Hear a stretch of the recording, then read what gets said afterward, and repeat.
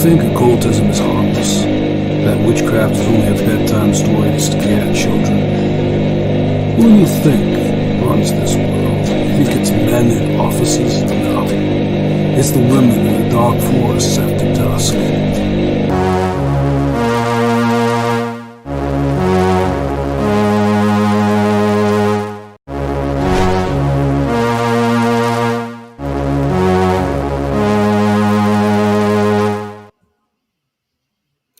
Welcome back to Visited by Voices Live on a warm but not brutally hot Thursday evening. A little bit later today, and I know that all of you are eager to jet from here over to Piz's broadcast, so we won't wait any longer.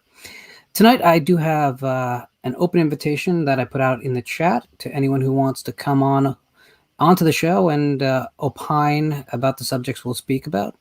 I am joined already by the Zodiac Killer. How Lauren, are you, sir? what's up? What's up, Lauren? That's a good question. It's been By one the of those way, days. I love the new intro. I really love it, man. Like it's really good. It's really good. So I'm trying to do things that are evocative for the openings now of specific types of movies. Mm-hmm. So this was kind of the kids lost in the woods, supernatural thing. So Blair Witch and all the imitations and ripoffs over the years. Love it, man. But, thank you. If you do like my video productions, there is something coming up in about a month and a half that I think is going to excite you a lot. Something that a lot more time and energy and maybe a little cash was spent creating, although it will not be on this channel. Can't wait, man. Absolutely. How have you been, man? Good. Just right before I got on your stream, I was sitting here having my adult beverages and watching Alone in the Dark. In the dark, mind you. You gotta set the tone. And I didn't know you were going live. I know Piz is going to go live at 10. I might join. I don't know. I get, I'm working tonight, so but I don't have to be until midnight. So, I get some time. And so I was like, oh, Lauren's going on. Cool. So I hopped on. Yeah, this is one of those nights on the schedule that I don't have a guest or any kind of event planned. So this is more of a community chat about some of the things going on out there that affect us. I think it's important that we do this. We need more of these. You're right. We need more of these. The community chats. Get the perspective of the fans. So. Yeah, I mean, for the last 2.5 months, I've done just a barrage of guests, and I think those have all been important videos. I've been trying not to just pick like random people who have nothing really to provide. I think everyone from the writers to the directors, everyone has been, I think, giving valuable insight. But this channel will always be more about the views of the people whose sneakers touch the ground every day. So absolutely, I think that's really important, and that is. And I look forward to your autopsies whenever you start doing them again. The first week of October, you're going to see the beginning of a very long-running franchise. I can't promise that I will have it all wrapped up in a neat bow for you by the holiday at the end of that month, but I'm going to try. Those videos take some time. That's the one thing that I can't just kind of go on and just verbally vomit out an autopsy. All right. By the way, we are 79 days till Halloween. Yeah, actually, I'm excited, but I'm not excited. Well, here's the thing, Lauren. Here's the thing. Obviously, I live in Philadelphia, and I just read on the news today, finally, AMC theaters are opening August 20th, and it's going to cost only 15 cents to get in. Now, they are going to have rules. You got to wear a mask. I don't know how many people they're going to let in the auditorium at once, but I'm going to see Ghostbusters August 20th. They're going to have Ghostbusters. They're going to have Grease, some other stuff.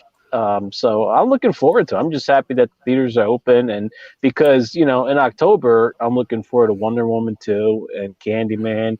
So I'm kind of happy the ball's getting rolling. But as far as Halloween this year, I just conventions. I mean, haunted houses, hay rides. I mean, unless you have a big party, man, there's really nothing to look forward to. Well, You stay know, tuned on that. That actually might happen. I'll bring the liquor, man. You know. Well, I've said it before. I don't drink, but I'm sure others will appreciate. You know, it's funny. You just kind of hit on most of the notes of the topics I want to go over tonight. So, Bloody Disgusting actually ran an article today about the AMC theaters opening.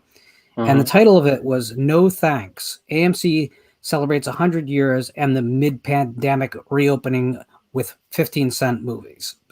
Yeah. And, you know, I was really taken aback because that seems like something we should be celebrating as a community. That the option, I agree. No one's forcing anyone to go. If you don't feel safe, don't go. If you're in a part of the country where it isn't safe, then don't go. I mean, I'm not telling anyone to do anything unsafe, and I'm not making any judgment for anyone else.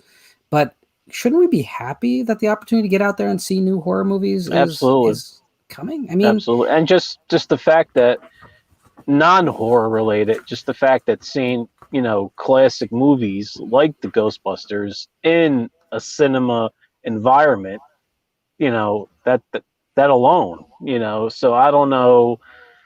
I mean, well, you know, the article was unduly political, which is something I have a lot of problem with. No. I don't want to talk about the politics. I want to talk about the fact that we have a major horror genre news site that feels that they have to inject politics. That's an issue that I think is extremely troubling because maybe you agree, maybe you disagree, but who wants anyone else's politics when we're talking about, you know, the genre? To me, that's part of why when I talk about all the big horror media, what I call big horror, I need them to realize that we are not just going to stand for whatever pet projects they have going, whatever bullshit social engineering they think they can do from the horror genre. The horror genre by itself is an extremely socially active genre, but it's only that way because it's popular and inclusive. Once we start like calling out our fellow fans for their beliefs, we're lost. We're gone. I'm telling you.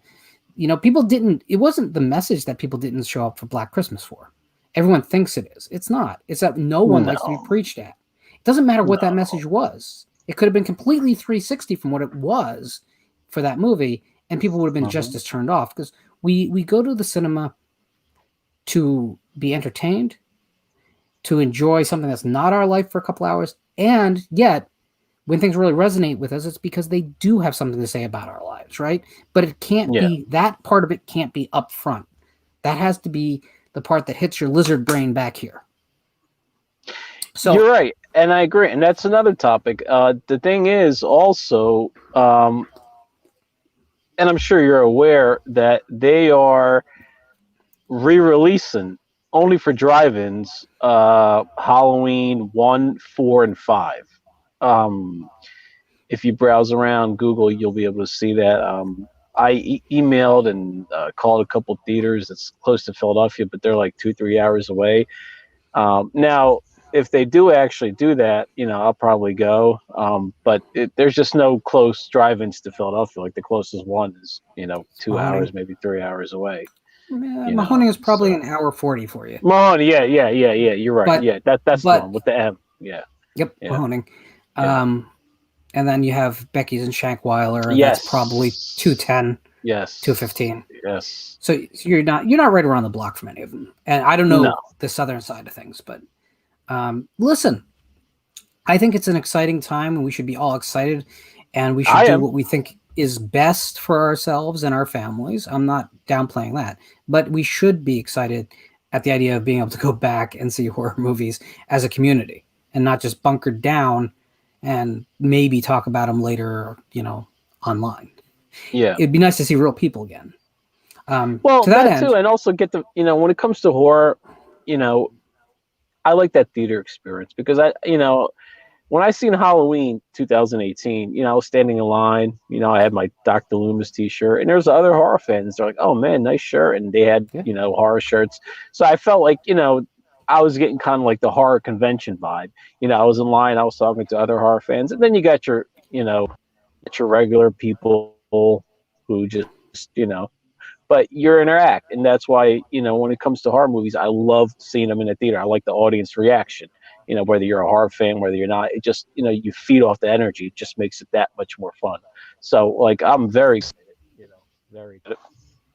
Oh, Al? Yeah, I'm here. Lauren, can Oh, you yeah, hear okay. me? Yeah, you just went very dark, but I can hear you clearly. One sec, hold on. No problem. Somebody was trying to call me, and I rejected their call. No problem.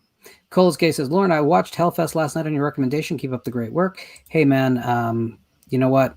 I'm going to scream for that film for the rest of my life, I think. It is growing as a cult title, but it's just, God, that movie feels like the holiday to me.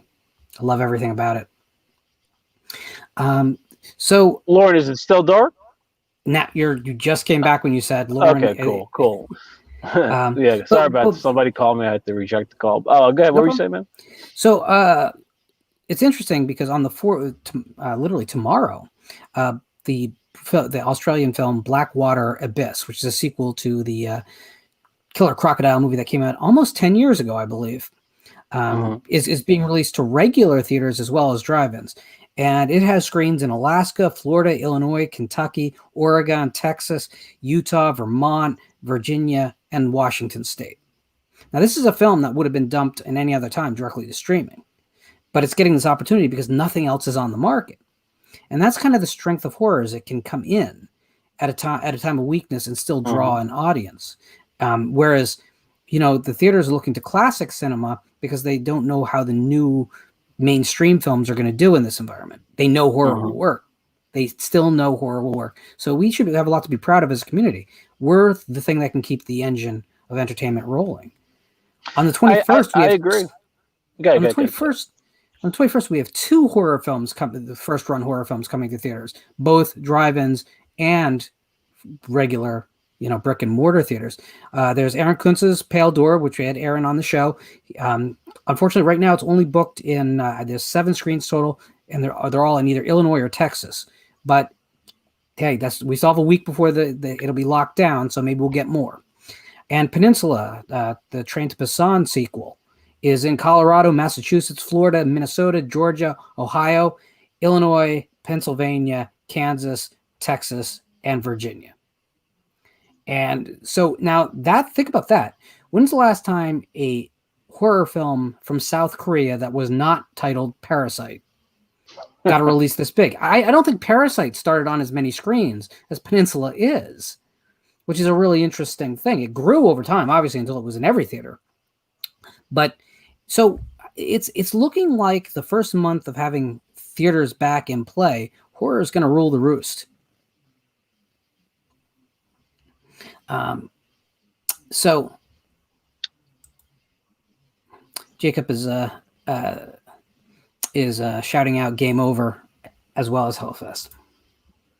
I think, I'm always kind of ribbed by my region free pals about the fact that I go back to the same titles as far as modern stuff. It's just that I get really excited when there's something really good that's new, because it doesn't happen a lot for me.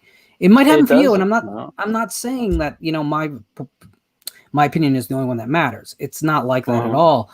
In fact, today I was in an argument with a friend who called out my opinion and said I was basically a contrarian.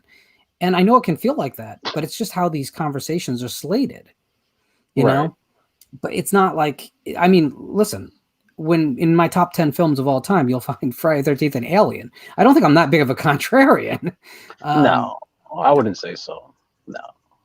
I just think, you have your, I know you like the 30s. That's your decade, and that's fine. Everybody, I'm an 80s guy. 80s. So if you ask me what's my favorite decade of horror, it's the 80s. It doesn't mean that it's just, I just love the 80s, when it comes to horror. 70s too, but 80s, it's like, it's really close, but 80s wins for me, but there's a lot, don't get me wrong. When you're talking 70s, the majority of my favorite films came out in the 70s, but 80s is just, I would have to give the nod to the 80s. So everybody likes their own, has their own. Some people like slasher, some people like psychological, some people like haunted house movies. Everybody has their own, likes and dislikes, and I just think that, nobody should critique anybody. Well, not their opinion. I mean, opinion, we can have discussions about the films themselves, and I'm always willing to do that. Someone wants to come in. I listen. I've been pushing Relic all year. You can't believe. Well, you have, 2 months. You've been a big supporter. And yet, I can't tell you. I haven't seen it yet. I can't tell you how many people have been saying to me, that they found it boring or not a horror film. That's fine. That's a legitimate viewpoint. And we have someone else to join the street. And it's the same thing with me when I first seen Suspiria 2018. I was like, whoa, I loved it, and I was in the theater when I seen it twice in the theater. I went with to my friends, horror friends of mine. And we walked in. We have our horror shirts on. I had the original Dario Argento Suspiria shirt on, and it was like maybe like 20, 30 people in the movie theater, maybe more. It was a limited release, so it wasn't in every theater. And like by the time the movie was done, it was maybe 4 people in the movie theater, or like 6. I mean, yeah, like we should compare notes. I was loving it, man. I was loving it. I was like sitting there, like, oh man, But that movie's crazy, man. It stuck in my head for a couple of days. We should really compare notes about when you went and where you went, because there's a chance I was one of those 4 people left in that theater. Hey, Piz, how you doing? Piz, what's up, man? Welcome to the chat. Hello, you contrarian dog. There we go. There we go. Piz just comes in. Man, it's good to see Piz. But yeah, what are you eating? No, sir? I'm chewing some gum because I'm disrespectful like that. Oh, no, that's cool. I don't want you to swallow it. You could choke, and unless you see that device they have, that's it's basically a vacuum cleaner to put on your face if you're choking. The restaurants are all getting them. Yeah, it's like it looks like the suction cup that comes down if the airplane's about to crash. But you put it over your face, and it has a vacuum, and it just sucks whatever's stuck in your throat out of you. Wow. Yeah, it's pretty intense. You guys, I want one just hilarious. Now, when I have to be CPR and first aid certified every few years, and the instructor who does the CPR. I actually do too, Fizz. Every 6 months for me because of my job, armed security job. I have to get CPR certified. The guy who does the instructor, he's been the same guy for years and years and years. Old guy. He always uses me as the example of, if you get a big person like this who's choking and you can't get your arms around them to do the Heimlich, wait until they pass out. And once they've collapsed onto the ground, then it's like a kind of like a chest convulsion thing, but you're doing it in a different angle to get it to come out. So just wait for me to die, essentially, and then somehow get it out of there. That's always comforting. So you guys both know, like, how if you've done the CPR training, which I've done, but I don't have to do it on a regular basis. You guys, like, the first thing they tell you is if someone flatlines, they're gone. Like all this bullshit in the movies about bringing people back, which is so common in movies. Yeah, that ain't happening. Basically, call it. Well, to get medically technical, Lauren, if someone is in ventricular fibrillation, they can be shocked back. If there's a AED device nearby, but it depends. Like it's I just want to throw that in there. Incredibly rare. I have been taught that if I'm in a situation where I'm having to do CPR on them, I am not to stop, regardless if I've broken all their ribs, their sternum, if they've been dead for a long, long time. I am to continue CPR until another certified person shows up to relieve me or 911 comes. So that is some incentive to, like, that's strange. That's like that sounds like when the law gets in the way of good medical advice. That is when the way it's called, the Good Samaritan Act, where right. Pez is right. Yeah. But yeah, it's Good Samaritan Act. Yeah. Because if you stop, you're legally liable for whatever happened there. Yeah. But if you don't, right and they too. take over. Yeah. I mean, it's it's like a lose-lose situation. You know, you want to help, but you guys are right. Like I said, you know, the Good Samaritan law, you can't stop. It's just, Yeah. I just wanted to. Oh, I just want to jump in real quick and get your all's feedback on. I guess you all saw the article about AMC. They've reached this whatever agreement with the studios about 17-day window. Yeah, the 17-day window. And there was also some sort of leaked company call between AMC, or just between the brass at AMC, about how they're going to raise prices across the board, and everything's going up, and it's the consumer's going to pay for it. We're going to be paying for it pretty much. Their losses are on us to recoup for them. And I'm just wondering, how much more can a ticket cost? Because already, I mean, I don't know how much just Friday or Saturday night ticket in your guys' area is. How much is just one ticket to a Friday night or Saturday night show in your all's area? It depends. That's a really if I'm go ahead. IMAX 3D 20 excuse me, Lauren. To answer your question, Piz, if I'm seeing a movie in AMC and if it's an IMAX 3D, it's $20 or $21. Yeah, around there. Exactly, 20 or 21. Okay. Maybe even 22. Your typical regular movie experience in a prime slot, so not a matinee, which is, by the way, there's only like one showing a day that's considered a matinee now. But you're looking at about $15, $16, depending on where you're going. I'd say for the tri-state area, probably a safe bet. Yeah, that's right around where it is here. And I'm just wondering how much more they plan on raising that up. I mean, are we talking about $3 or $4? Are we talking about more than that? I mean, they've lost 30 tickets. I mean, they've lost billions of dollars this year. Mm-hmm. How much of that is going to be added on to our tickets? I want to say, hey, Corey, before we go. Hey, what's up, guys? Hey. It's a good question. I think the biggest problem with it is that the industry doesn't collude, but they all follow each other very closely in pricing. So I think that while we've had like different regional pricing for a long time, I think that's really what's going to go away. I don't think that Al or I are going to see the increase that you will see. I think that's realistically what's going to happen, because a movie ticket at $20, which let's say they push it to $20, that's going to deeply affect people's decision to go to the movie, period. Which they really can't push that button. But I think there's room to navigate. In certain states like Florida, northern Florida especially, the average movie ticket is something like $9.50 or something. At that, there's some room to still push that up. But the mom and pop theaters are just screwed. I know. Just plain screwed. Yeah. It's over. Mm-hmm. Yeah. And here's the kicker. We're still going to go. I mean, if they raise it $10, $15, for example, hopefully they don't, but I'm saying if they do, I'm still going to see certain movies in IMAX 3D. That's just me. But I know a lot of people are not going to. They're going to be like, no way. It'll have to be more of an event movie. You know what I mean? If you're going to bring your whole family and spend $100 or more on just seeing a movie, I mean, it's got to be an event. You know what I mean? It can't just be, you know what I mean? Underwater.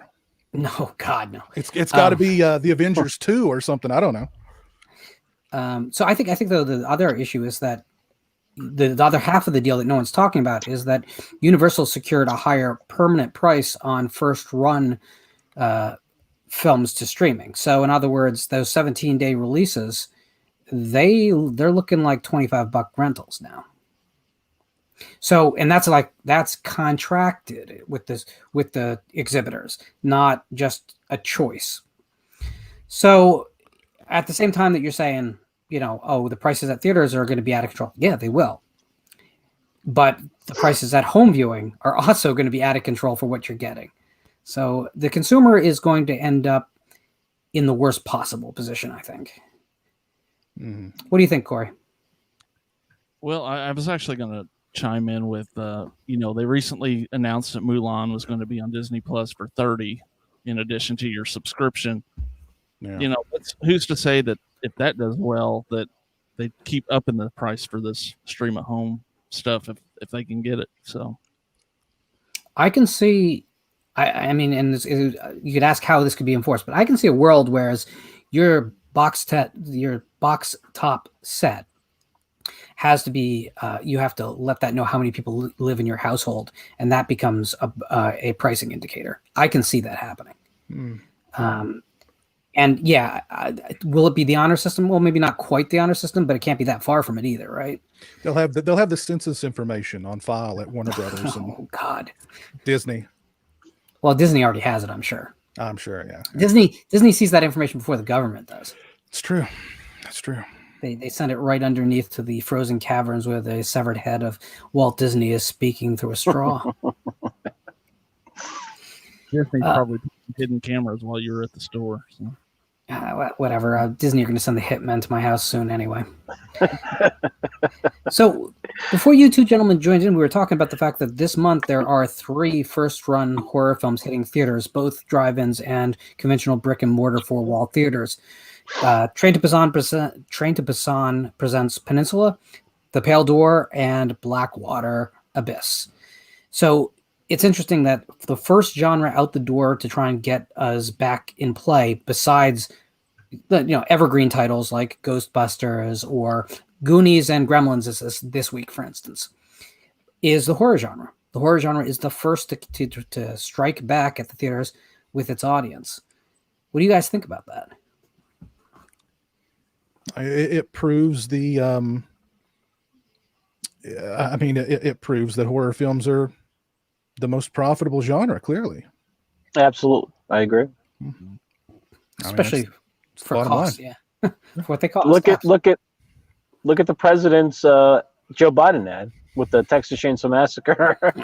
I couldn't believe it. I fell out of my chair. I'm like, "Are you kidding me?" I'm like, "Whoa, wait a minute!" I'm like, "I got to share this to everybody." You know that was an intern somewhere that put that together. But man, I mean, like, when did you like? That's unheard of. Like, I mean, I've actually not seen that. I'll have to check that out. Yeah, it's just the sound. Piz, I emailed you. I emailed you because I texted everybody my phone. You sent me the link. Went on Okay. Yeah, check it out. It's pretty good, man. It's pretty creepy too. Like the way he makes out Joe Biden. I mean, I'm like, whoa. I'm like, are you serious? Like, did they superimpose a Leatherface mask onto Biden? They did. No, but it's a pretty creepy ad. You'll love it, man. You'll love it. I couldn't believe it. I still can't believe it. It's crazy. I still can't believe that they can use the flashbulb sound for political ads, but I can't without having my videos flagged. By the way, go ahead. I was going to say one thing that always was so interesting to me about horror was, most other genres of film rely on a star to sell the movie, and typically horror, it's the plot, the story, the genre itself can kind of sell the product. So it's probably a good way to bring them out right now. So I agree, Cor. I do. Yeah, in a lot of ways, it's the last genre to not suffer from what happened in the 80s. Because in the 70s, there was a lot of films that were sold on their premise in every genre. And that had been true since the beginning of cinema. But in the 80s, the stars became everything. You were selling films directly on the back of stars, except in the horror genre, which developed its own stars. Their own featured performers at the very least, if they weren't stars outside the genre. But it's like the last genre where that's true. Can you think of a theatrical release of a comedy or a drama that didn't have a major A-lister attached to it in the last 12, 15 years? I mean, no. It doesn't happen. Well, and if they do, if they don't have a major star, they have produced by so-and-so to kind of sell it to. So produced by the guys who brought you whatever movie that was hot a couple of years ago. Even a lot of mainstream A-list people in dramas and comedies, those still go straight to VOD. Even pre-COVID. I mean, with like big name directors attached, those still go to VOD because they're like, nobody's going to go watch this movie. Yeah, it's got, Ben Affleck or somebody, and it's directed by, a multi-award-winning director. Nobody's going to go watch it though, because what's the story about? Oh God, it takes more than one sentence to explain it to me. Forget it. It's going to be very interesting once theaters are fully back operating and new product is being produced by the studios, because there's going to get this crunch time, whereas they've been trying to release all these films that were supposed to be spread out over the course of 9 months. And then the new product is going to be right on its heels. So I think we're going to see like basically summer last for like a year once we start rolling. Whereas there's going to be multiple major event films just piled up on top of each other. Yeah, that's true. I think also, I agree. I think that I can't confirm this, but it really doesn't look like Candyman is coming out this year, by the way. And Darn. you know what? That's fine by me. Yeah. The trailer looked good, but that may change. I mean, it's all going to depend on the next month whether movie going normalizes at all. But if it doesn't, it's a painless maneuver for them to put it off another few months. I mean, if something like The Wretched, The Wretched can do that well at the box office, I mean, that's Candyman's a known thing, you know what I mean? That could be what draws people back to the theater in a big way. So, I mean, I'm surprised the theaters aren't wanting, pushing for Candyman to come out. They just don't know yet. They don't know. It's going to take what these smaller films and these evergreen titles do over the next few weeks. They've got to have a guinea pig. I mean, they might as well just throw Candyman out there as the guinea pig and let it do what it's going to do. If it succeeds, then hey, it's a thing, and if it fails, we're all racist. Well, that right? well, that was going to be what Christopher Nolan's Tenet was, but they've removed it from the schedule now for US. It was going to be the big challenge, because if Christopher Nolan can't open a movie, then forget about it. Move everything off the schedule. But they got cold feet, and I don't know what that was based on, because there was still not theaters running in the majority of the country. So I don't know. It's going to be an interesting period, but I think the horror genre has an opportunity here, because if it can continue to make splashes the way it has all through lockdown in the drive-ins, if it can be the first back in regular theaters to start making money again, I think people will start looking at the genre very differently, and they should. So of those 3 films, are any of you excited for any of them, or? Which three again, Lauren? Name them again. I'm having a brain fart. Which ones? No problem. Train to Busan presents Peninsula, The Pale Door, and Blackwater Abyss. So two of the 3 for me. I'm not too excited. I wouldn't say. I'm familiar with those films, but I'm not a big fan. I'm not too excited. Not respectfully, not so much towards those films. So that's my take on it. So they wouldn't get you out to the theater? No, mate, no. Just not for those films. Just I'm not a fan. Did you see Train to Busan? No. I know. Okay. I never. I really solidly recommend it. It's you should see Train to Busan, Al. It's okay. I'll check it out. If it's not, no one's gonna like me saying this, but if it's not the best made zombie film ever, it's in the top 3, no matter how you look at it. Wow. Okay. Piz, would you agree with that? It's very good. Yeah, I'd have to think about it, but yeah, I mean, it's really good. It's easily the best zombie movie we've had in a long, long time. There's no doubt about that.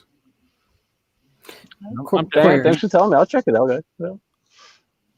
I'm interested in checking out that movie for sure if it's in my area. That's the big question. Corey, you're right, because a lot of these theaters, they're all like 3 hours for me, and it's just hard to make it out there. Just nothing's local. Mm-hmm. Corey, what state you in? I'm in Illinois, but I'm assuming, I know you said that was a lot of those were showing in Illinois, but it's probably in the Chicago area, and I'm about 5 hours from Chicago. So, oh wow. Wow, that is kind of a big. Well, check your listings though. I mean, sometimes they have strong regional plays, whereas if they're owners of a small chain or even a regional chain get a hold of something, they get it for, because now in the days of digital, there's no prints to worry about sharing. So you might be surprised. Check your listings. I mean, if you're comfortable going out, I'm not pushing anyone to do anything they're not comfortable with, but I'll tell you this: next week I will be in a movie theater. Absolutely. Me too, Lauren. There's just no question. August in my mind. 20th, Ghostbusters. AMC. Can't wait. I can't wait. Well, You can't- I can't wait. Can you? well, I will be heading out your way because right now there is no New Jersey screens for any of these films.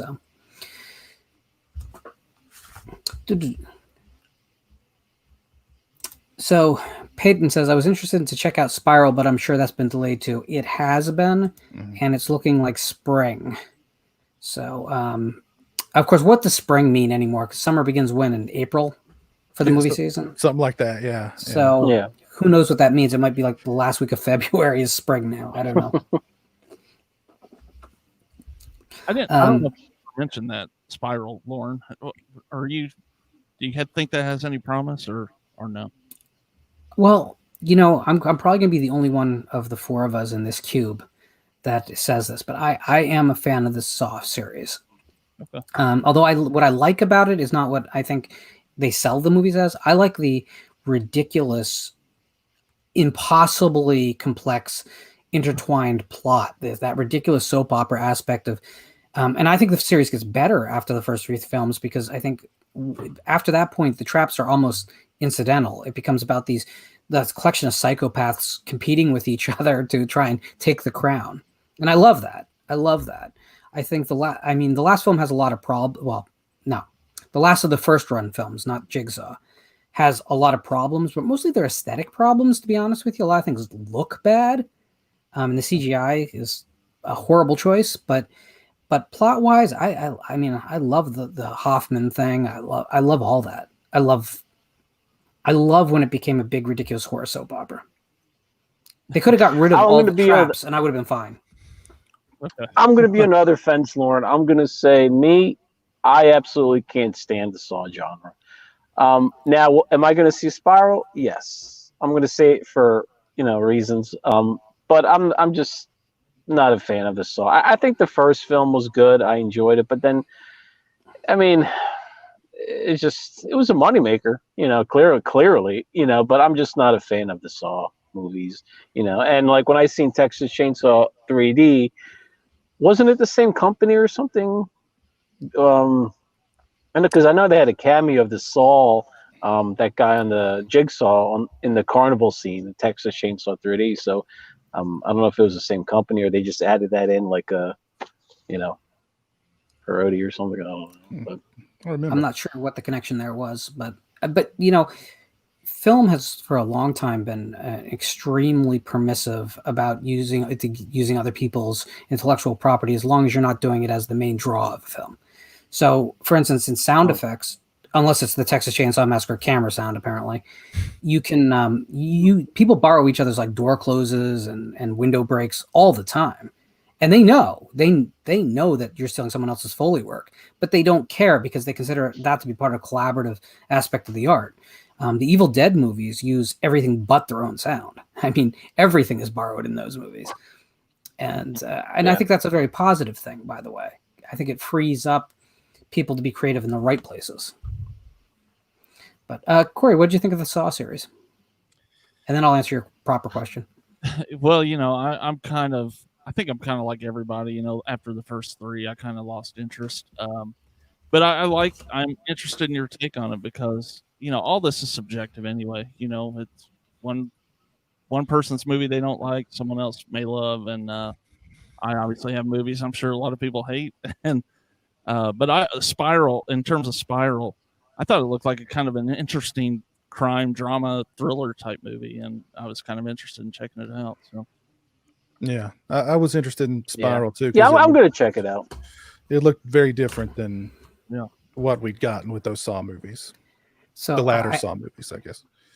So there's I was on a phone call, almost a year ago, and one of a person I know who is a reporter that deals with a lot of entertainment news says, "Hey, so do you want to know about the new Saw movie?" And I said, "No," and he never hears those words from me. So I'm going in blind, and I'm happy to do so in that case. So, Piz, I mean, you had a weird ride with Saw, though, right?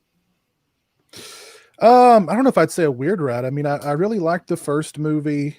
and then literally from there, they all just kind of melt together to me into one big nasty. I'm with Piz.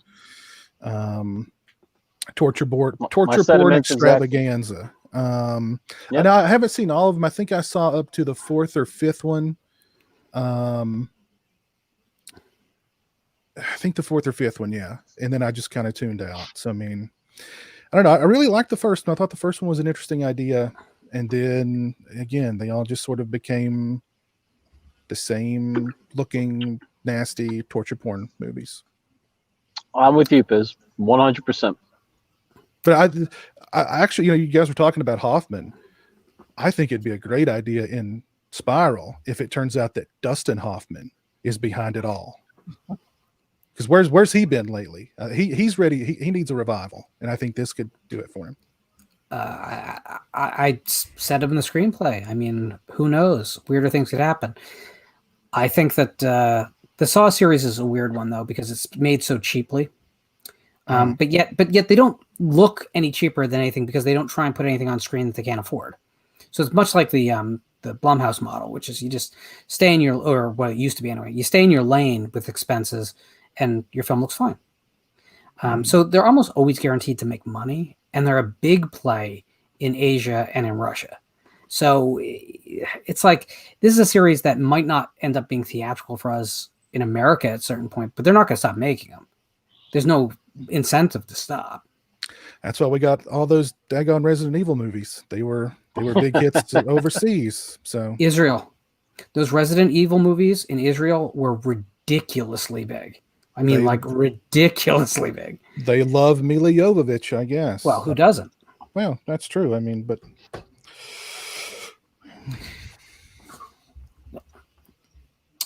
so one person agrees with me out in the chat. I love the consistency of this genre. You know what? Here's the thing. I can't think of another series that hasn't had to do recasting. They just kept everyone. And admittedly, it was because of some extremely good producer work. They could say, oh, we need you for 3 days. We'll pay you X. And 3 days is a weekend of work, or 3 days a week. It was easy for people to say yes. And they were very smart about how they put the films together on a really tight schedule.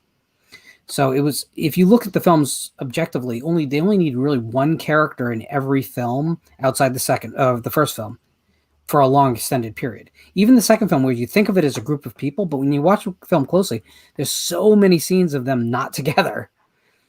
So extraordinarily smart filmmaking at the very least. And they're going to listen. I like the idea of horror having its reliable performers. As much as I always scream that I want new, I'm almost considering Saw to still be part of the new compared to what the studios keep going back to. In a perfect world, we wouldn't need any long-running franchises, but we probably will always have them. Yeah. I think there's a big difference between another Halloween, another Friday 13th, and something that still feels within the last 20 years to be new. Maybe I'm just getting old. I just wish Eli Roth would make a new movie. I mean, he's the king of horror, and where is he? What's he doing? You know what I mean? We need him. He's our savior. I'm not as anti Eli Roth as a lot of people I know, but I don't have any one of his films I really want to champion either. It's a weird thing.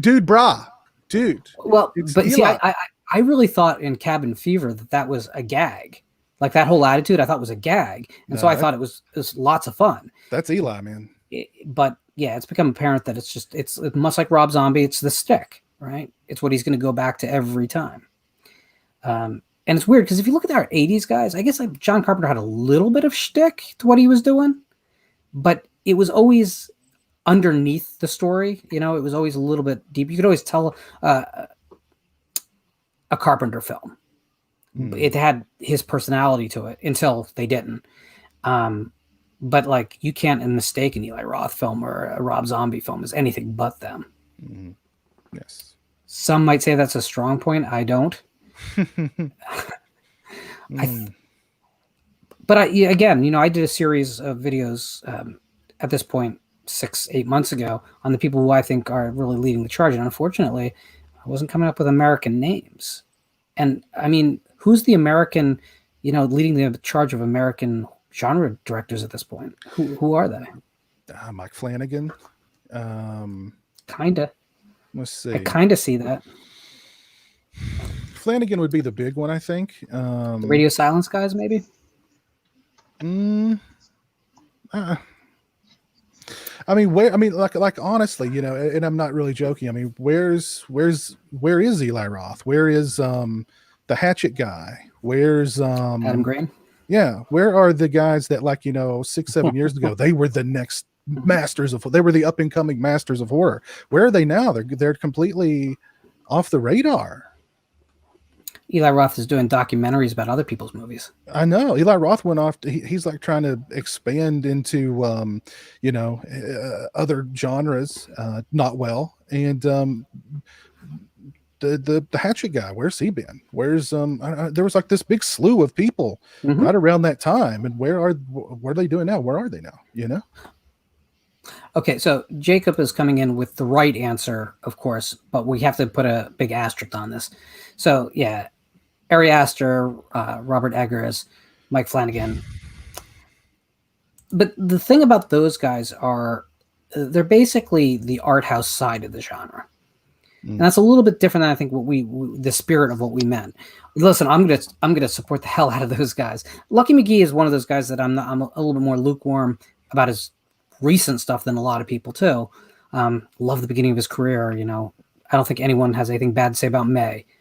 The Woods, it's fun, I guess, but like the A24 guys, that's a whole different type of filmmaking than it's part of the genre, but it's a corner of the genre. I'd love it to be a lot bigger corner of the genre, but it is what it is.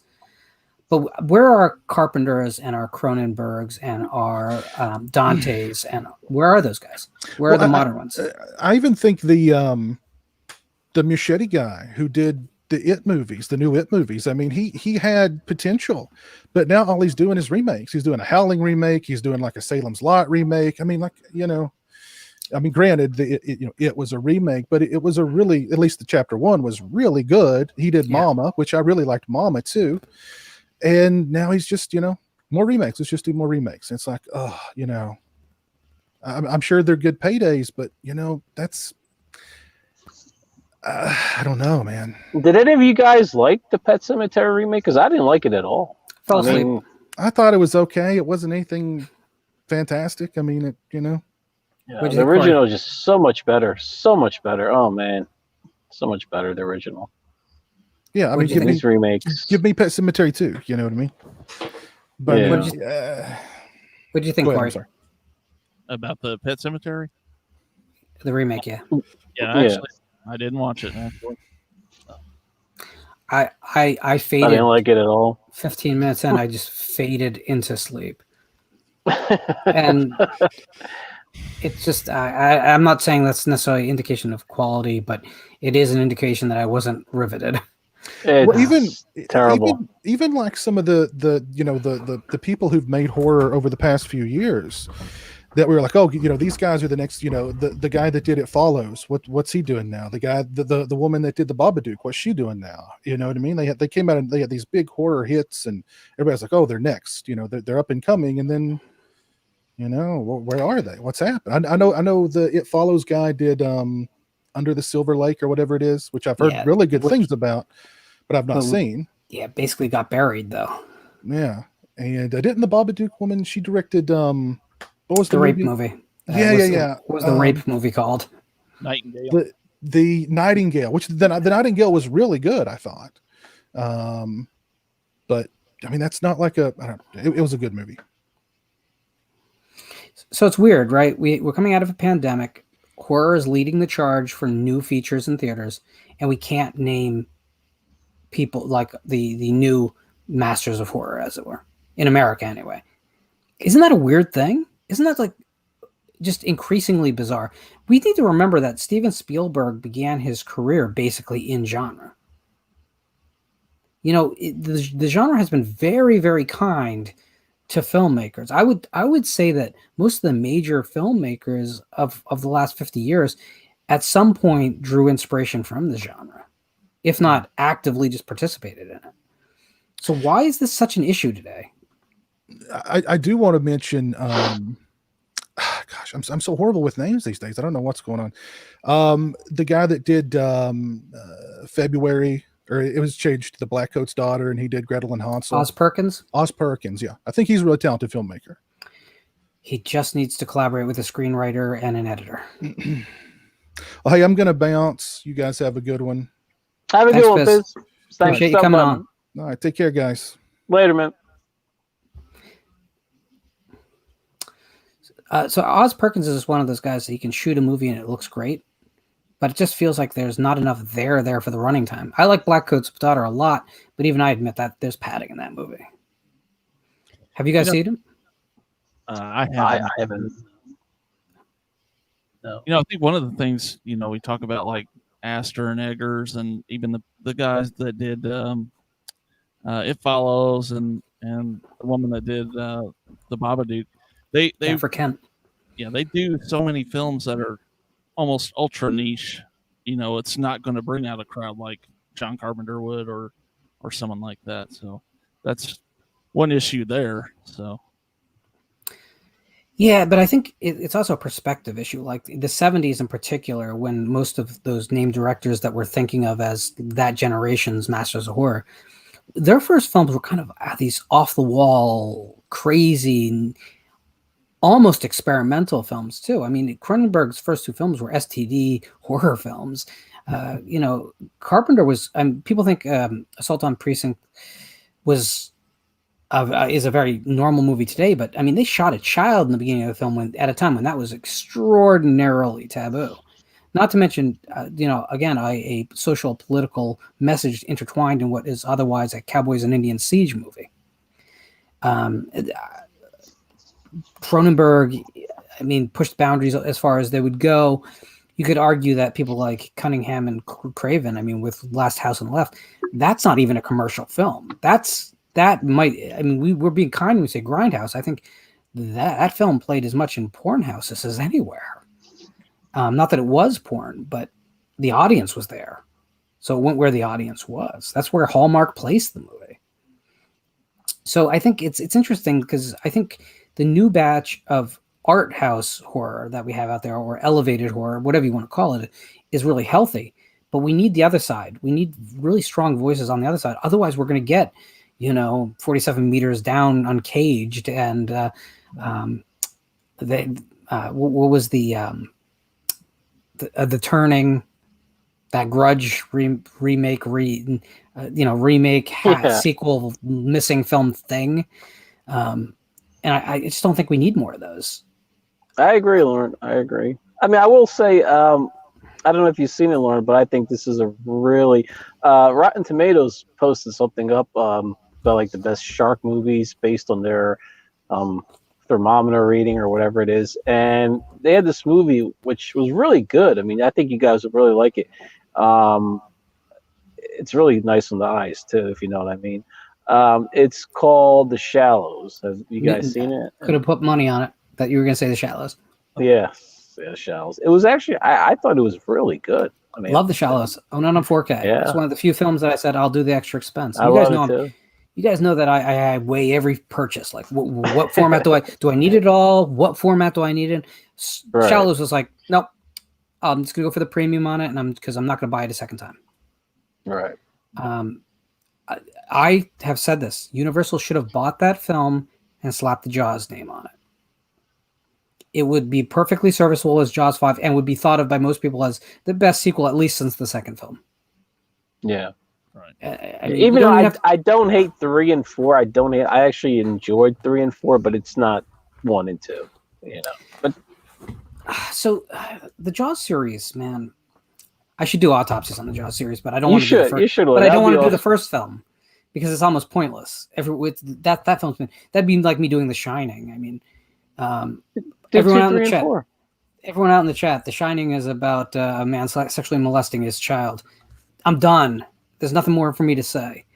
But the thing about the Jaws series is that I think the second film is brilliant because it took the teen body count thriller and tossed it inside a Jaws film. Yeah. And that shouldn't work, right? That sounds ridiculous. but the movie works as exactly what it is, and I love it. I've I said love it a it million too. times. If I'm going to watch a Jaws film for fun, Jaws 2 is my movie. That's my Jaws, Jaws. I'm with you 100%, Lauren. Jaws 1 and 2, and like I said, I do like 3 and 4. Like I do like them. You know, I'm not gonna sit here and badmouth them, but they're not in the same as Jaws 1 and 2. No way, absolutely not. I think both of you gentlemen are probably too young to have seen Jaws 3 in the theater, right? Probably, yeah. I didn't see. I'm 36, so I didn't see it in the theater. Definitely not. I wish I Yes. had though. I wish I did, because it would have been fun, in 3D. So But Paramount had developed a method of 3D projection that allowed for one film reel to project 2 images, and it was done through a box that had mirrors in it. So these got sent out. Friday 13th Part 3 was obviously their big splash film for this. yes. But Jaws 3D used the same technology, but because it wasn't their technology, they didn't really have as much access as they would. So the 3D in Jaws 3D was headache-inducing. It wasn't as bad as Amityville 3D, which was the worst. Like people vomited on a regular basis from Amityville 3D effects not working. Wow. It was like someone forcing you to be cross-eyed for an hour and a half. Jaws 3 was not quite that bad, but I when I saw it in theater, I remember coming out and I definitely had a headache. I think everyone had a headache. So as much as modern 3D doesn't work, all it does is give you this color forms kind of approach to depth, which I'm not willing to pay extra for. At least it's not sending anyone out to the lobby to throw up into a bucket of popcorn, which was a regular occurrence with anything outside of Paramount, the guys who created the 3D format. But Jaws 4 is a weird film for me because I read the novel before the novelization before I saw the film, and I was like, it's really different, it's really weird, but it's taking a lot of chances. It could be cool. And I got there, and all the subplots were just axed out of the movie, and that was all the interesting stuff. Yeah. And basically, there was just really abysmal shark effects, and Lorraine Gary trying to hold the movie together. And I give her; she's a great actress, but there was no one was gonna sell that movie. I own it. I own it on a Blu-ray. It's a guilty pleasure, and I do like the words "guilty pleasure" because you know what? Separates in my mind the truly great films that I champion from the films that I champion that I kind of know are pieces of shit, but I love them. We need some word to describe that. So I use guilty pleasure before someone screams at me in the chat that they don't feel guilty about anything. That's one I haven't seen that one in years. I should revisit that one. I know it's not great, but it was fun. The gore wasn't bad. I mean, you know what? Revisit it because it's not one of those films. Like I think there's a difference between bad films that are watchable and fun if you're in the right mindset, and films that are just slogs no matter what. In my view, like the worst thing a genre film can ever be is boring. Oh yeah. That's the worst. If you're doing all kinds of shit that makes no sense and it's wild and crazy, I'm down with you as long as something's compelling about it. But man, when a film bores me, and that was kind of the Pet Sematary remake thing, is like I felt myself going, oh. Yeah, me and you both, man. Did you see the Creepshow television series that was on Shudder last year? Was it this year? Early this year? I haven't, no. I haven't, no. A couple, I think. They did a monkey's paw story in it, which obviously is exactly what Pet Sematary is. And their story was so much better. I'm like, just make that the freaking sequel. Hire that guy. It doesn't seem that hard to me. Well, so T-Bob says, Jaws 4 The Revenge is worth it just for Michael Caine hamming it up and taking a paycheck. T-Bob, I agree with you. Michael Caine. T-Bob, if you're in the chat, if you could hear me, I do agree with you. Michael Caine did a good. He was good in Jaws 4. He was funny. I liked him in Jaws 4, Michael Caine, and I think he's a good actor. I don't hate the film. You know what the funniest thing about Jaws 4 is, and this happens a lot with movies that are panned, is that over the years people start to kind of formalize their criticisms of the film. Like you hear the same criticisms over and over and over. And with Jaws 4, the interesting thing is that some of those criticisms are like really not valid. There's plenty to criticize the movie about. I'm not saying that. But for instance, people always, the shark roars at the end of that movie. Newsflash, the shark roars in absolutely every Jaws film. They pulled the sound off of the first film soundtrack. So it's weird. It's like, it's all context. If we don't like a film, we start picking it apart, right? Like I've said on other streams elsewhere, I went to see Jaws at the drive-in this year. And for the first time ever, I've seen the film, I can't tell you how many times. First time ever, I noticed that as soon as we get to the shark cage scene, the barrels disappear. They just disappear. They're gone. They don't reappear in the movie. Now, why didn't that part of me that hates aliens, for instance, pick up on this and be like, oh, what? No, because I was really invested in the movie. Right. So I gave it the pass. And I find it interesting that what we're willing to formalize as our complaints about films we don't like.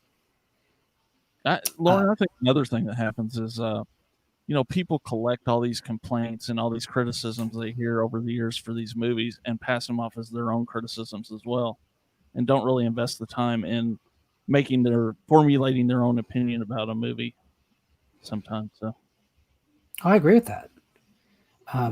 Alien 3 is a great example of that, whereas the same talking points get reiterated about that film a million times. And I keep screaming, would you just watch the movie and judge it for what it is, not what you wanted it to be, right? Because I think that there's a movie there that deserves to be judged for itself. And if you still come out hating it, cool, let's have that discussion. But if you're just going to reiterate, well, they kill off Newton Hicks. Yeah. And in the first film, they killed off Ash and Lambert. So let's talk. If they happen to be your favorite characters, that sucks. But are we not allowed to kill off favorite characters anymore? Right. Because I remember when Sam Jackson got eaten by the shark in Deep Blue Sea and everyone praised it for being so unexpected and cool. So it's the same thing, right? But in one case, the audience reaction was yay. In another case, it was no way, you can't do that. So I don't know. I get vicious about people just not judging movies on what they are instead of what they wanted them to be. Right. And that kind of is to go back to who in the chat said it. T-Bob. Well, no. I mean, okay. The gentleman who was buying the 4K Hellfest. Okay. I'm sorry. The chat is kind of beyond me now, but like that's a film that I think no one was judging on its own merits.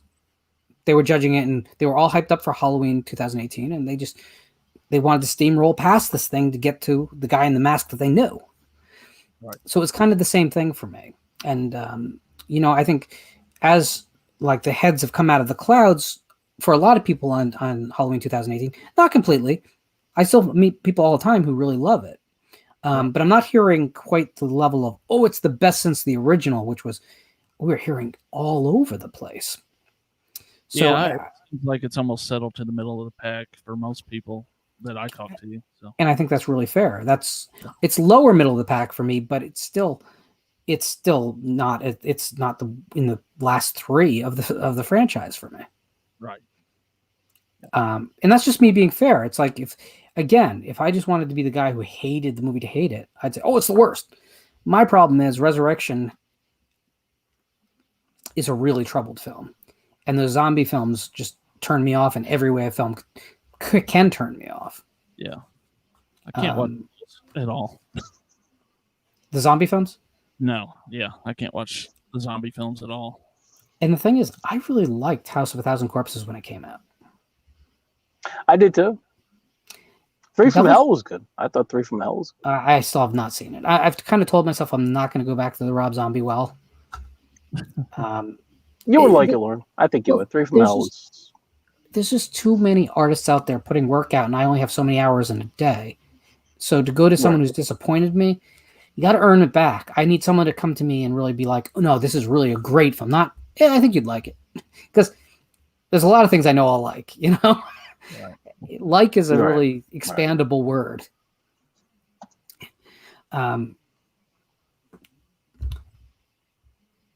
Jamie says that she saw Jaws 4 in the theater, which I did as well. I enjoyed it despite its flaws. When did that film come out? In like 87, 88, somewhere in there. So Yeah. I think it was 80. Was it 89 or 87? I don't know. I was a teenager. I think I liked everything I saw in theaters when I was a teenager. I don't think that there was a single thing during that period that I came out not liking at that time, because I loved being in the theater. I could have watched anything, and I did. Like today, I basically just go see things in the genre or occasional big action films. But back then, like just any excuse to go to the movie theater, any excuse. And Take the Ring says the opening when Sean gets his arm ripped off is rad. Now, here's what I will say: that sequence of Jaws: The Revenge is pretty awesome, and it feels like a natural extension of the first two films. It really does. Going back to the sheriff station at the beginning, if you didn't have chills as a Jaws fan, there was something wrong with you. The carolers doing Christmas carols while he's out there, the log stuck, having to clear the log, that's all such great stuff. And then the rest of the movie kind of happens, right? And it's kind of like we put all of our effort into that scene, so enjoy it. Before long, we have banana boats and sunken galleons with the shark swimming through it, which I'm not sure how works exactly. And Gibbs says that he saw Jaws for the first time on vacation in June of this year. Wow. Gibbs, my man. Wow. I thought that much like Fleetwood Mac Rumors and Frampton Comes Alive, that like you couldn't be an American without having seen Jaws. You know what's funny about Jaws for me is I think much like Halloween, I saw Jaws 2 before I saw the original.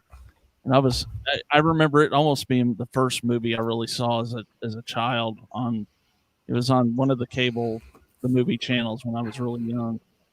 And likewise, I think I've talked to Piz about this. I think I saw Halloween 2 before I saw Halloween 1, but so it's always had a special place to me, the whole Jaws series of films. So, but yeah, listen, just this year, that's crazy. I agree. Jaws is a very, very special series to me, and it's funny because if you look at what we celebrate in other long-running franchises, they've had worse entries. Jaws 3D and Jaws: The Revenge have huge issues, and I'm not going to say they're good films. Again, I think guilty pleasure is something I'm really comfortable saying, but even like my beloved Friday the 13th series, which I am a huge fan of, despite that I know I do criticize, and some people just won't criticize anything, is that no, and I'm not even talking about that movie, is that there's entries in that franchise that are actually worse movies than either of the Jaws movies that we talk about. I mean, and I'm not talking about the big guys. I'm talking Manhattan. I'm talking New Blood. They're not really that good of films. They have moments, and They're not, Lauren, and I agree. They're not. Doesn't mean we can't love them. You have to love your ugly children too. Oh God, I could never have kids.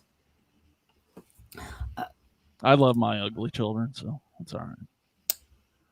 Frankie, yeah, I think you're just trying to bait me into seeing 3 from Hell, because this can't be the true. New Jaws.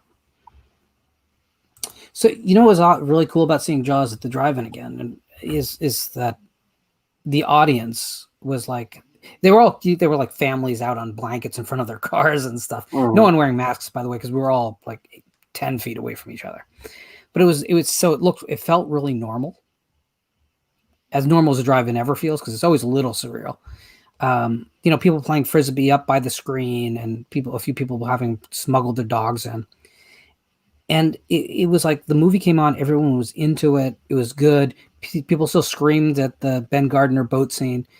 And it just was a reminder of what the normal world was like. And so it was like Jaws was an ambassador for a time before we all started screaming at each other about our politics or about, who's not wearing a mask or who is wearing a mask, or whether it's the right mask, or whether businesses should be allowed to open, whether gyms should be able to open before restaurants.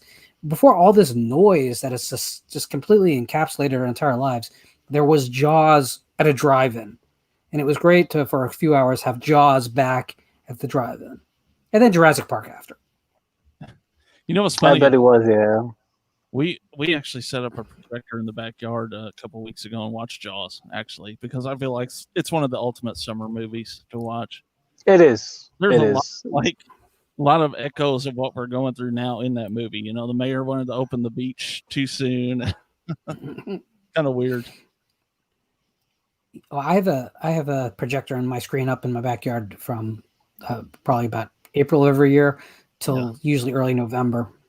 And it's not like we watch movies out there every night, you know, but, you know, get the niece and nephew over if they haven't seen all this stuff. I remember showing them Hell Night, one of my favorite 80s slasher films, just because it's a little bit richer and the characters get a little more time to breathe. No one's considered completely disposable in that movie. I really like a lot of things about that movie. I even like Linda Blair in that movie, and everyone knows my feelings on Linda Blair as a human being.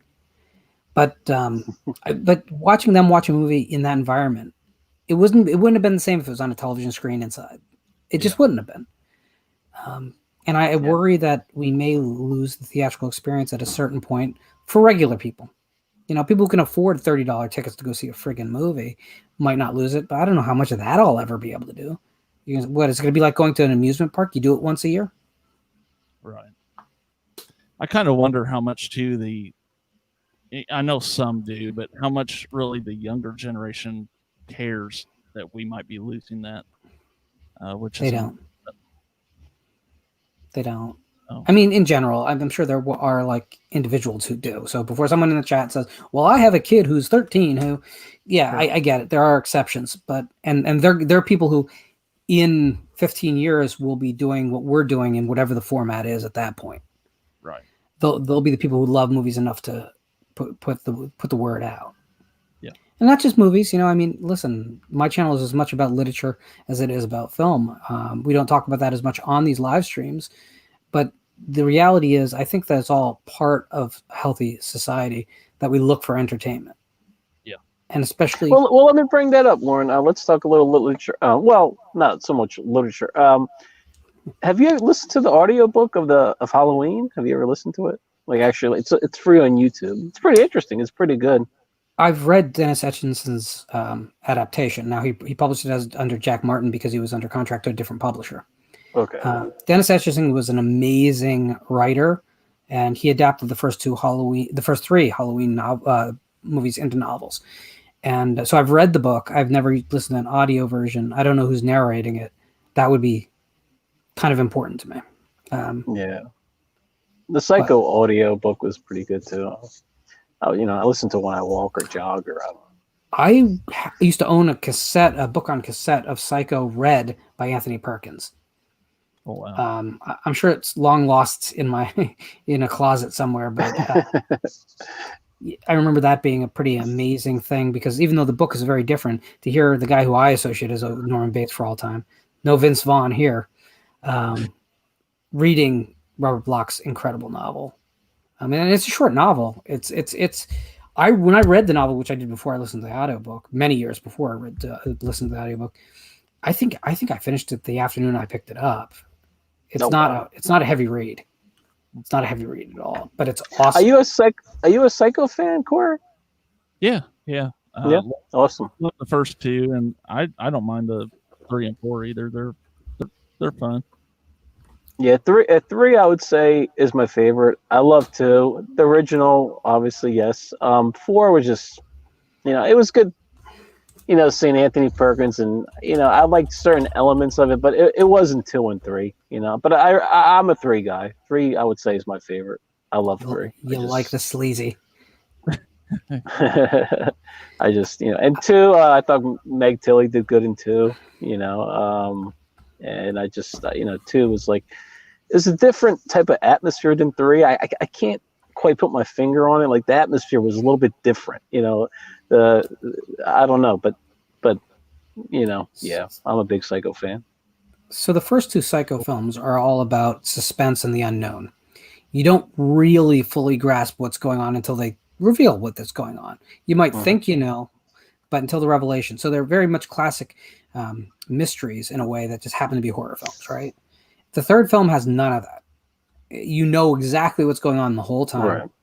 And it's more like, let's look at the smushed bug on the concrete.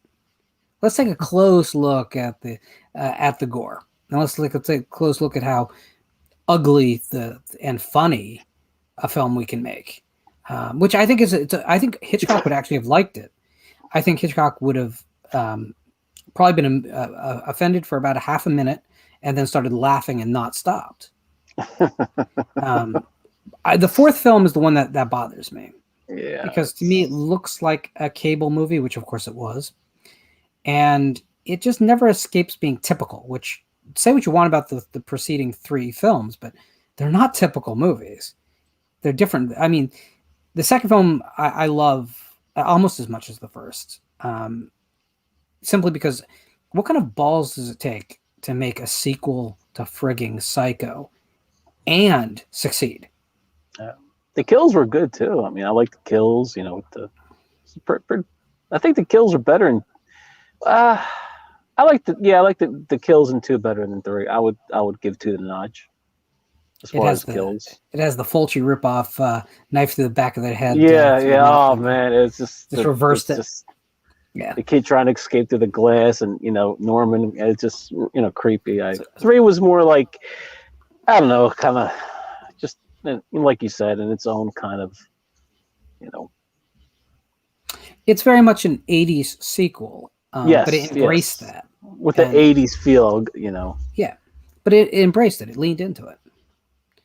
I've always said now I think Psycho 2 is one of my favorite horror sequels of any. So which one? Psycho 2 is one of my favorite sequels to any horror franchise out there. Yeah, I agree, Core. Psycho 2. Yeah, Psycho 2 is great. I think too. I mean, just can you imagine the enormous stress that must have become onto Tom Holland? And hey, we want you to write a sequel to Psycho, and no, we don't want you to adapt Robert Bloch's novel Psycho 2 because we want Norman to be in the whole movie. So go. I would have just like stared at them for an hour like a seal about to be clubbed on a pier. I would have like, what? How? What? No, sane people don't do things like this. Do you want me to do the sequel to Casablanca next, or I mean, there was a sequel to Gone with the Wind, for God's sake, but it has to be a monumental task. And to write that so many years later, too. It wasn't like a couple of years after. 37, right? 37 years? 27 years later? It says it's 7, so it'd be 27. I think so, yeah, 27. Yeah. And it's funny because Anthony Perkins was in a weird spot in his career. He was no longer a leading man. There was not really roles for him. We always talk about women aging out of Hollywood, but it happens to most men too. And it really had happened to him. He needed Psycho 2, but Psycho 2, from the day it was announced, just put him back on the map. He was a thing again. And I think that's kind of amazing. I wish Roy Scheider had had a similar experience. I wish, because it was nice seeing him show up in Naked Lunch and a few other films, but he didn't have that return to the genre that would have made him, relevant to the masses again. I think that's a little bit sad because I think he's an underrated actor. And yes, I know underrated is kind of hard to say for a guy who's like turned in one of most people's favorite performances in anything, but I think he had more to offer that he doesn't get credit for. I agree. Yeah, absolutely. So Mr. Chow says Vince Vaughn did a good Norman Bates. I just don't like that at all. Yeah, there's something about the film, and it's not that it's a scene per scene remake. I mean, that's not really what turns me off. It's just everything feels pretentious. That's the word I would use with that movie. Like everything feels like, look how smart we are because we're not changing barely anything. And I would be like, you're remaking Psycho. Just fucking make your own movie. Right. I mean, again, like, come on. Look at all the balls that the second film had. That's what a remake needed to have. Or just adapt the novel. Go back to the novel and tell that story. Yeah. I don't see the problem. Jacob says Perkins and Crimes of Passion is where it's at.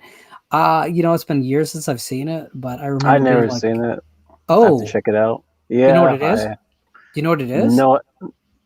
no. Don't read anything about it. Just see it.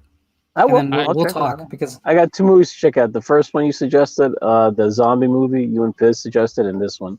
Train to check it out. Yes. Which sir. it's like Crimes of Passion.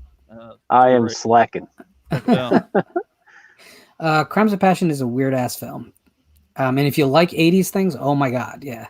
You'll be fine. Well, it's as 80s as actor, Manhunter is.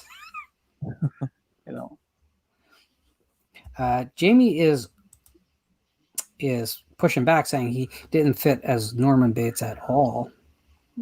I agree with Jamie. I wasn't too fond of it. And Borderline 11 says the Norman masturbates scene turned me off. So here's the thing, that is in the novel. So I get that, like, that was the one place they decided to bring something back from the novel, but it just added nothing to the scene, right? I mean, what's the point? It would have been different if Rob Zombie directed the same scene. I'd be like, yeah, you need the guy to be jacking off because it's a Rob Zombie movie. That makes complete friggin' sense. But it wasn't, right? The rest of the movie was like this too respectful remake of the original. That, and remember, there's like a water buffalo getting hit by a car in the middle of the shower scene or something. There's like a flash of it. It's like, what the hell is going on? I don't know. I think with something like that, with Psycho, if you want to make a remake of Psycho, you have to hand it to someone that's already a visionary. Give it to a David Cronenberg or a David Lynch and say, just do it, make your own thing. You know? Did you guys like the AMC Bates Motel? I loved it, honestly. I just, I thought it was interesting and fun, and it had its moments, but I loved it. I enjoyed it. I didn't see it. I watch very little television. Have you seen the original Bates Motel TV movie from the 80s? I haven't seen that. No. Don't. With Bud Cort? Don't. It's really that really bad. Oh, it's bad. It's pretty friggin' bad.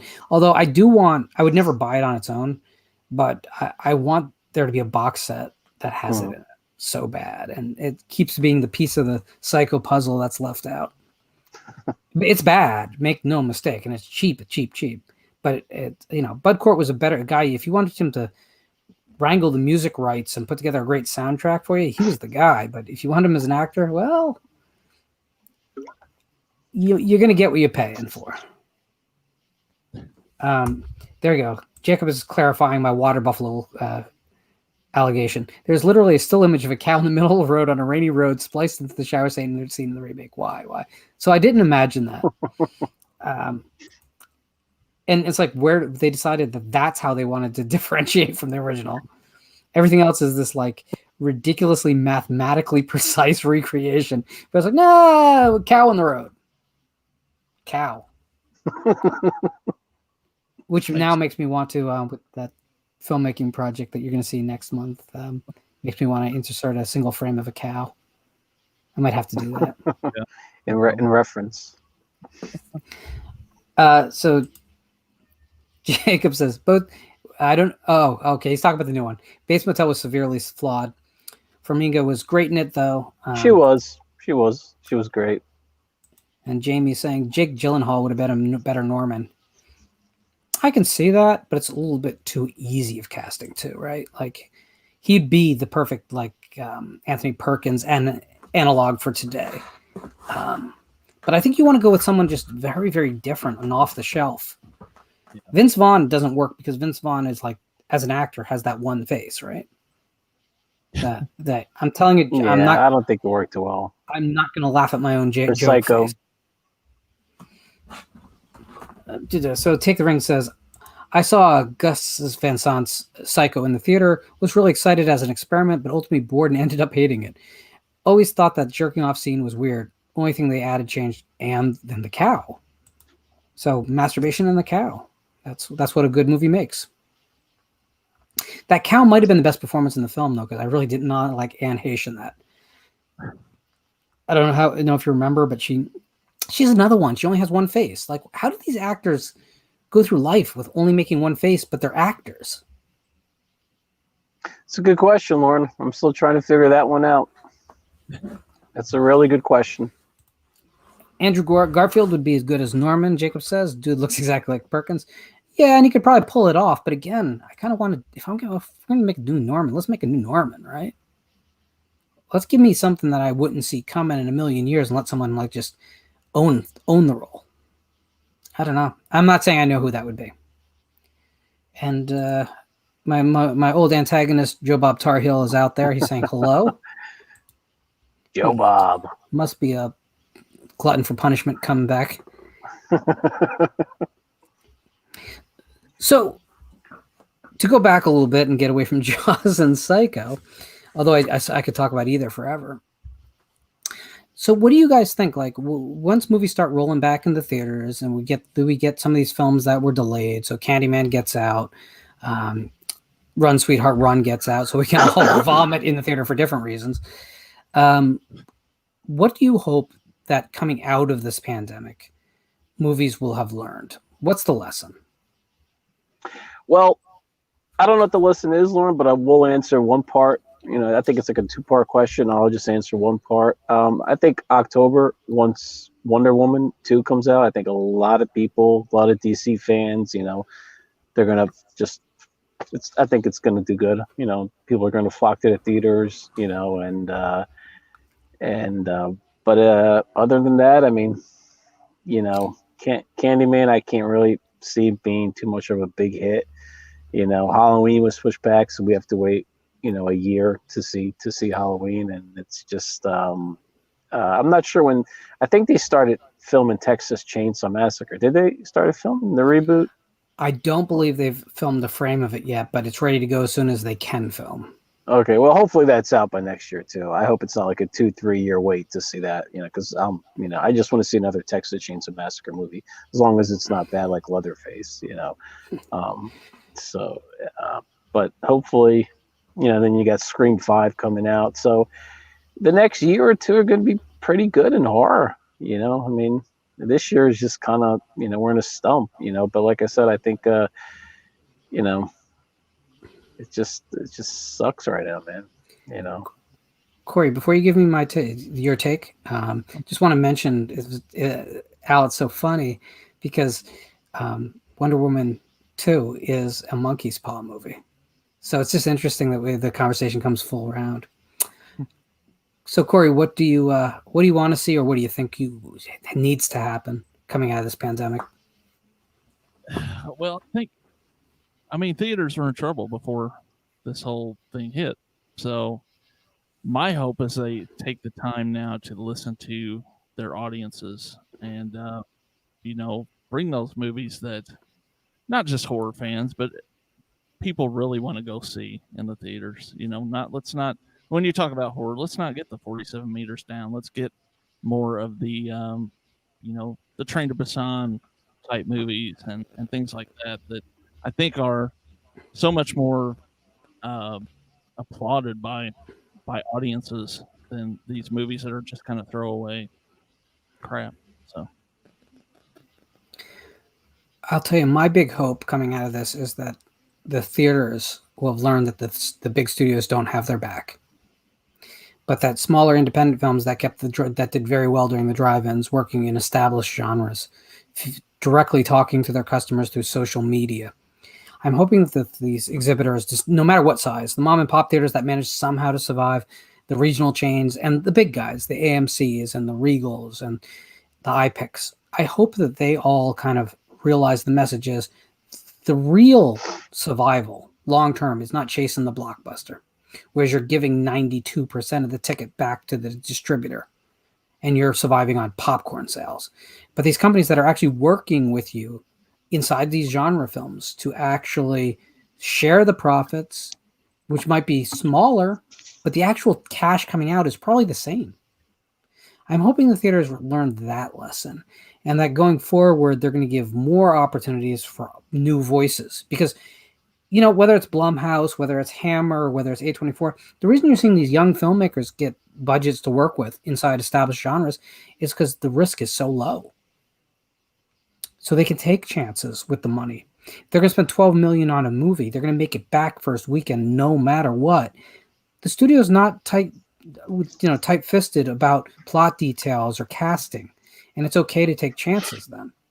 It's once we just relinquish everything to the studios that we get The Grudge and The Turning, and we get Underwater, which the biggest thing about Underwater is that we've seen the movie before we've ever seen a frame. Yep. You know, it's just a mathematically put together film of algebra of take Aliens plus Leviathan plus The Abyss plus and it gets like tiring, right? It's like, stop with all that and just give us original stories. And I think the indies this year, IFC Midnight and that class of distributors showed that it can be done in the worst possible time to release a movie. So I'm hoping the exhibitors got the message, and I think that will set us free, because those small companies don't own Friday the 13th, Halloween, or Texas Chainsaw Massacre. They have to develop their own titles. That might be the biggest answer for all of us. I agree, Lauren. I agree. Jacob is saying he feels the way about feels the way about Texas Chainsaw Massacre that I feel about Nightmare on Elm Street. You're not wrong, man. I don't think anyone would compare any of the sequels with the original. But to me, there's high points to the Chainsaw films that unfortunately I can't find in the Nightmare sequels. And again, other people do. That's awesome. I love that you love it. It's just not where my head is. Can I retire saying that kind of thing? Do you think everyone gets it? But you know I'm going to get called out the one time I don't. You know I will. Yeah. All right. So, guys, before we go tonight, anything final you want to discuss? I'm just happy things are rolling as far as theaters opening up. Looking forward to watching Ghostbusters, the original, next Thursday. I'll be there. Hopefully everything just is up and up from here. Horror movies. I mean, Halloween. Summer's pretty much over. So once September 1st hits, you're in Halloween mode. Halloween stores are going to be opening up. You're going to have. I don't know how they're going to do that. Yesterday. You did yesterday? I went to a Spirit yesterday. Yep. Nice. So I don't know how they're going to do like hay rides and haunted houses this year, or I don't know. But I don't really go to them anyways. But it's horror season, and I don't know. I mean, this year, obviously, with everything that's going on, it's going to be a little bit disappointing. With conventions, this, that, but. We're in horror season, guys. Summer's over. So pull out the pumpkins. They're growing out back. Corey, any final words? Yeah, I just wanted to say, I think like many Americans, I was actually away from work starting in April, and I'm going back Monday. So things are turning. Congratulations. Theaters are opening, so I hope everyone gets out there and does it in a safe way. And I'm excited to kick off some horror watching probably in September and all through October, and it's going to be hopefully a better half of the year left to go. So hope everyone stays safe. Amen. So, guys, on Saturday, the show comes back at 2 p.m. for another matinee. I'll be joined by Luca Berchi. I'm always going to mess up his last name. Bercovici, who is the creator and director of the first Ghoulies film. He'll be joining me at 2 p.m. for a discussion about what it was like working in the Empire days of the band operation. So that should be a fun live interview. He'll be literally talking to us from around the world. So please come on back and join us. That should be a fun conversation. If you like your 80s cheese, which I think everyone does on some level. In the meantime, I'll remind you that Piz is live right now on his main channel, doing a Friday 13th Part 3 watch along in retrospective. So that's where I intend to be going in just a few minutes. I hope all of you just head on over there as well. If you could do me a favor, if you haven't subscribed, please do so. I don't say that a lot, But I got to tell you, I'm kind of running out of time before the launch of Region Free to bring my numbers up so that I bring a respectable amount of audience over to the main show there too. So if you haven't, please do. I'm never going to ask for money for you, but if you could just hit subscribe, maybe give me a thumbs up if you don't completely hate me like a few people. And just stick with me if you can. Anyway, guys, thank you. Have a great night, and we will see you soon.